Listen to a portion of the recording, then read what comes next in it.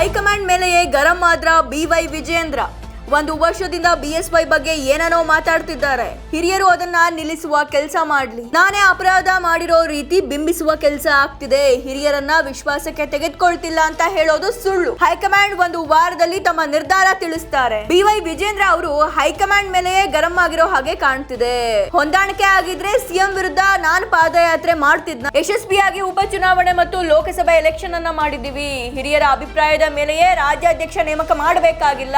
ಕಾರ್ಯಕರ್ತರ ಅಭಿಪ್ರಾಯ ಪಡೆದು ಕೂಡ ರಾಜ್ಯಾಧ್ಯಕ್ಷರ ನೇಮಕ ಮಾಡಬಹುದು. ಅನೇಕ ಹಿರಿಯರು ನಮ್ಮ ಬಗ್ಗೆ ಮಾತಾಡಿದ್ರೆ ಯಾವುದೇ ಬೇಜಾರಿಲ್ಲ. ಆದ್ರೆ ಪಕ್ಷ ಕಟ್ಟಿದ ಯಡಿಯೂರಪ್ಪನವರ ಬಗ್ಗೆ ಮಾತಾಡೋದು ಸರಿಯಲ್ಲ. ನನ್ನ ಕೆಲಸದ ಬಗ್ಗೆ ಎಷ್ಟು ಸಂತೋಷ ಇದೆಯೋ ಗೊತ್ತಿಲ್ಲ, ಆದ್ರೆ ನಾನು ಏಕಪಕ್ಷೀಯವಾಗಿ ನಿರ್ಧಾರ ತೆಗೆದುಕೊಂಡಿಲ್ಲ ಅಂತ BY ವಿಜೇಂದ್ರ ಅವರು ಹೇಳಿಕೆಯನ್ನ ಕೊಟ್ಟಿದ್ದಾರೆ. 1 ವರ್ಷದಿಂದ BSY ತೇಜೋವಧೆ ಮಾಡ್ತಿದ್ದಾರೆ. ಅದನ್ನ ನಿಲ್ಲಿಸುವ ಕೆಲಸವನ್ನ ಹಿರಿಯರು ಮಾಡಬೇಕು ಅಂತ ಹೇಳಿದ್ದಾರೆ. ಹೈಕಮಾಂಡ್ ನಾಯಕರು 1 ವಾರದಲ್ಲಿ ತಮ್ಮ ನಿರ್ಧಾರವನ್ನ ತಿಳಿಸ್ತಾರೆ. ಹೈಕಮಾಂಡ್ ಮೇಲೆಯೇ BY ವಿಜೇಂದ್ರ ಅವರು ಗರಂ ಆಗಿರೋ ಹಾಗೆ ಕಾಣಿಸ್ತಿದೆ.